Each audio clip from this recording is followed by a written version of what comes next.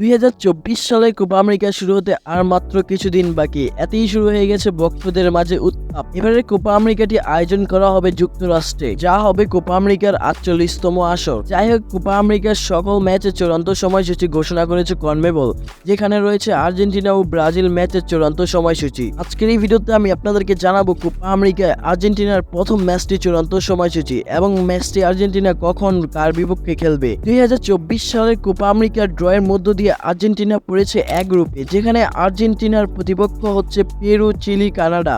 আমেরিকার গ্রুপ পর্বে আর্জেন্টিনা তাদের প্রথম ম্যাচটি খেলবে কানাডার বিপক্ষে।